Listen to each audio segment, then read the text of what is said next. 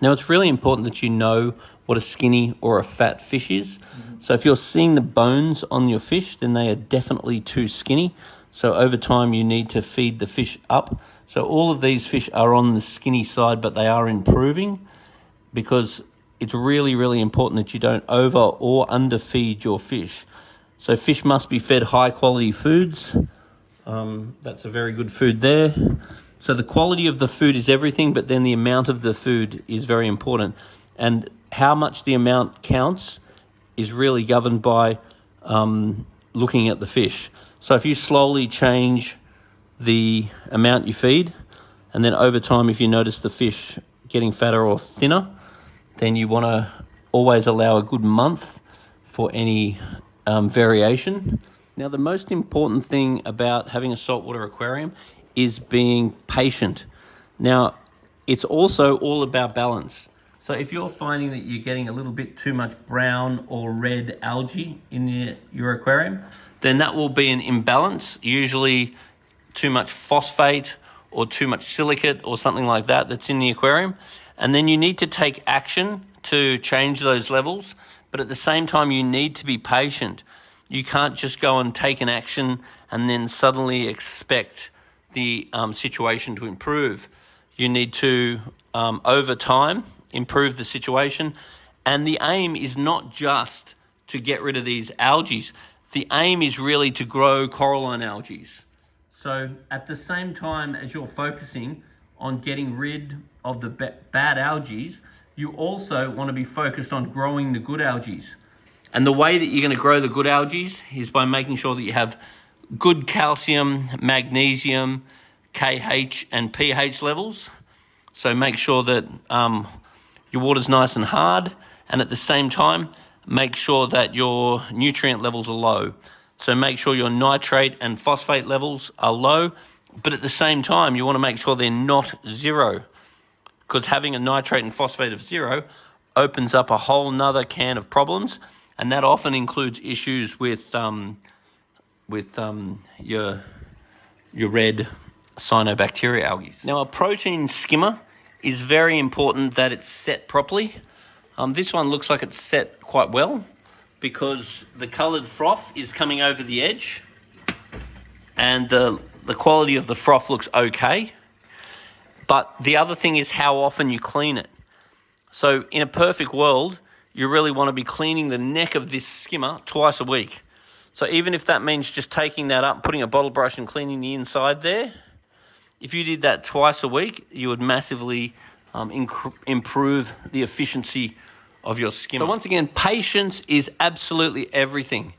So what happens with fish is when the fish are caught and then they go to in the boat, then they go to the collection station, then they might go to a exporter, then they'll go to an importer, then they'll go to a retailer, and that's basically best case scenario. And during that time, they're often not fed, and it's a very stressful environment for the fish. Now, while the fish are stressed, their immune system will pretty much stop, because a stressful animal will put all their energy into their fight or flight system and into their respiration system, and their priority is not their immune system. Because if an animal is stressed, it basically wants to be alert and it wants to get away. So if it's getting attacked by a shark, its priority is to put all of its energy into getting away from the shark.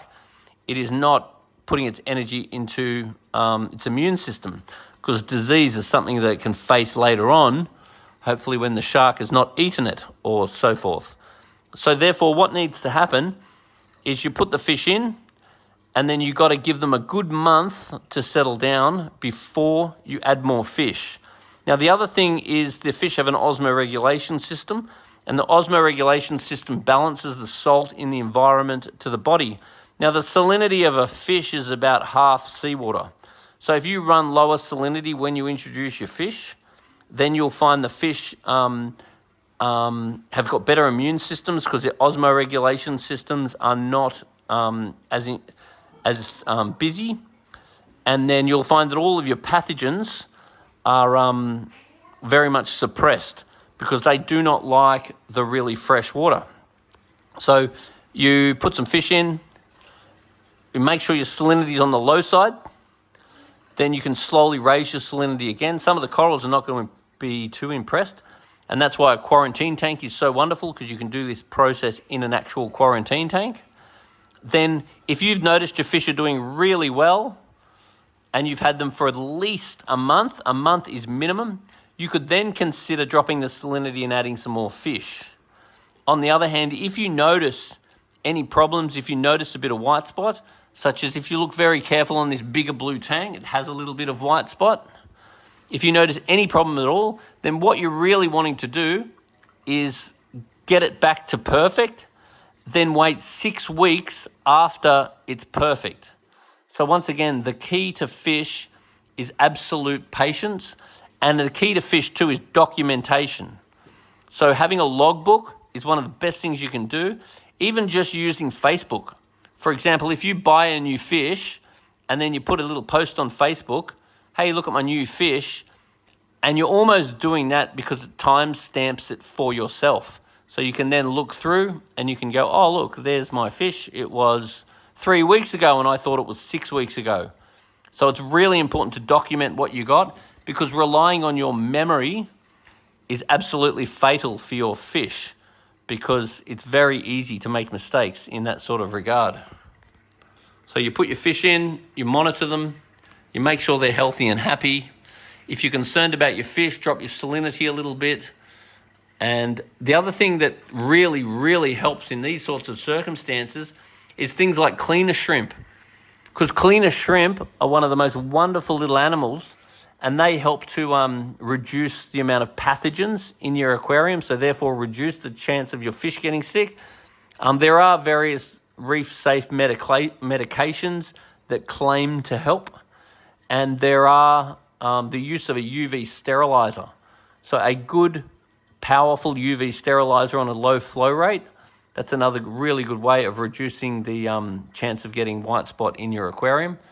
But ultimately, pre-quarantining your fish and making sure that you're never breaking the 1 month rule would be the So the aim of a reef aquarium is really to grow coralline algae. So coralline algae is that beautiful plating algae. It's like a purple, pinky algae that grows on your rock. So when your water quality is right, and it's been right for a period of time, it's good to introduce a little bit of coralline algae to the aquarium, because occasionally there may not be any there in order to grow it. So if you've got a little piece of live rock or something with some coralline algae on it, then that's a good way of seeding the aquarium. And then as the coralline algae grows, then that'll help compete for the surface area with your noxious algae, and will really act as a buffer and help to stabilize your aquarium. Now, the other thing that's really, really one of the magical parts of a reef aquarium is your amphipods, copepods, and microorganisms. So you can actually get them now available in a bottle. It's pretty much microscopic, so you, besides seeing tiny little dots in there, you're not really seeing too much. But on a regular basis, I would recommend just tipping that in there. And then what that will do is help to reseed the aquarium with the worms in the compost heap as such. So that's something that I highly recommend. Also, if you do have a UV sterilizer, I'd probably recommend turning that off for a little while, just while your amphipods and copepods establish into the aquarium. And the amphipods and copepods are wonderful little organisms for the fish to feed on. And your amphipods and copepods are absolutely fabulous as far as running around and scavenging in the aquarium and helping to keep the aquarium clean, especially physically. So the key to an aquarium is really stability. So regular small changes are absolutely vital. So I would really rather you doing regular small changes than just go and do one big overhaul. The overhauls are just too stressful on the animals, and they really don't achieve as much as you think. It's really not a matter of just ripping it all down and filling it back up again and expecting it to be stable. The key is really stability. Now, my only motivation for doing a major overhaul would be how dirty this sand is. So if I'm able to get my gravel cleaner in there and I'm able to turn over this sand, then there's no way I'd want to go doing a major overhaul.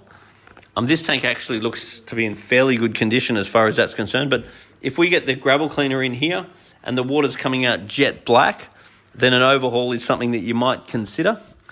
On the other hand, looking at the tank, I'm not sure that I'd be in a hurry to do that, but I would try to really get into this sand at the back there and keep it nice and clean. Because what I don't want is over time the sand to start becoming anoxic. So you start forming anoxic zones, and within the anoxic zones you can get bad bacteria. So there's good anoxic bacteria and there's bad anoxic bacteria.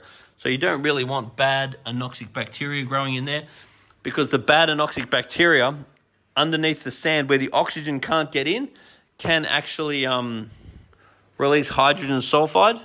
But looking at this tank, I'm not going to suspect that at all. The other thing is there are products such as polyfilter. If you run polyfilter down in the filter, real proper polyfilter, that will actually remove hydrogen sulfide. Now this food is a very, very good food, and fish keeping is 50% nutrients and 50% water quality. But next time that I buy food, I'll probably go with the probiotic one, because the probiotic one has got a bacteria in it, which means that when the fish poo, the bacteria in the poo eats the poo. But I'm very happy with the quality of that food. I just need to feed these fish a little bit more regularly until they fatten up a bit more. So this tank's currently running at about 0.028 specific gravity, which is on the higher side. Now, because we are worried about white spot in this tank, and there is a little bit of itching and scratching going on, then dropping the salinity would be beneficial, because that will ease the osmotic pressure on the fish and will give the immune system a little bit of a boost. The other thing I would really look at doing too is dosing this tank with Vogel. So Vogel is an artificial immune system booster, and I would definitely like to see that getting used. Also, with all your magnet cleaners and that, particularly the ones with the ends, I prefer to keep them like that out of the water, because that will just sustain them just a little bit better. So this is something I haven't come across before. So it's a little filter that goes on your light for the AI lights. So it just slips over like that, and then it directs the light down and filters the light. So you're losing less of the light off to the side. I actually think that looks pretty cool. I haven't actually seen them before.